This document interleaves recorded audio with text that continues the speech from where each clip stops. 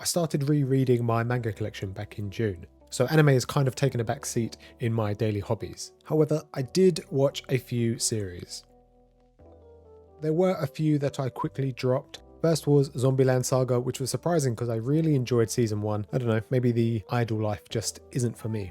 I've been killing slimes for 300 years and 86 were also dropped. I wasn't feeling it after a couple of episodes though. Season 2 of 86 is coming out, so it must be good. Maybe I'll give it another shot. My Hero season 6 was pretty great for the first 2.5 episodes. And then it went on a long training arc, which was pretty meh in my opinion. The whole series was just everybody showing off their new powers. Some cool, some not so much. And did Mineta always have this grape stem sticking out of his head? Is that really considered a power-up? The last few episodes were really good, revolving around Shigaraki and the other villains, and after catching up with the manga, season 6 is definitely going to be the best season so far. I jumped onto Tokyo Revengers kind of late because I'm not really one for following hype, especially when there's time travel involved, but I was surprised how this one turned out. It's more about changing the past to bring back a dead love interest rather than figuring out how to get back to the present. Kind of like Erased and not so much Steins Gate, which I see a lot of people comparing it to.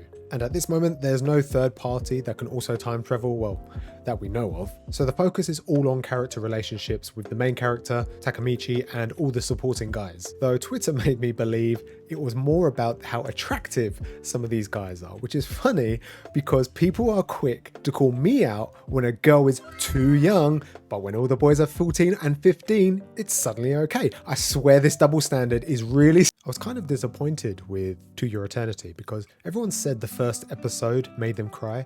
Even though I was feeling pretty sorry for myself at the time, I was still dry-eyed after 25 minutes. That being said, the first few story arcs were really good. Definitely not the cry fest I thought it was going to be, but still really enjoyable.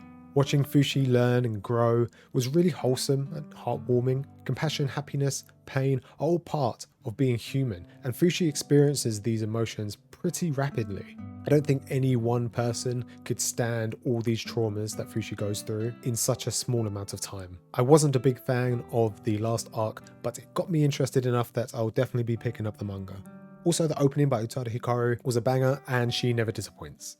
I Shaved and Took in a High School Runaway was a lot more wholesome than the premise led me to believe. Though Sayu was a little more forward in the first couple of episodes, during the latter part it completely calmed down and it was a really nice watch with no smut, unlike How Not to Summon a Demon Lord Season 2. Honestly, it's got nothing going for it but boobs. I laughed pretty often during Season 1, but this one had nothing for me. So if Season 3 comes out, I'll probably give this one a miss. In summer, I continued Slime Season 2 Part 2. Again, like Part 1, it's kind of lost its charm for me. I originally liked the world building, but now we're in the end game fighting demon lords, and that's not really what I got into the series for. Plus, there's too many characters, and I don't know, it was just okay. And finally, Kobayashi's Dragon Maid, my Iyashike for the summer.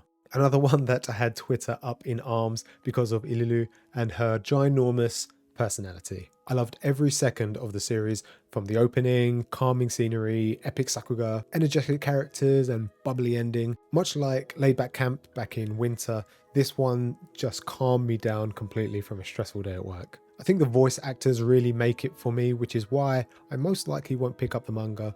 Or maybe I will, I don't know. I haven't really decided. And though it was only a small list, I do have 2 series that I still haven't watched, which are Megalobox and SSSS Dynazion. And the only reason I don't have these at the moment is because I'm not subscribed to Funimation.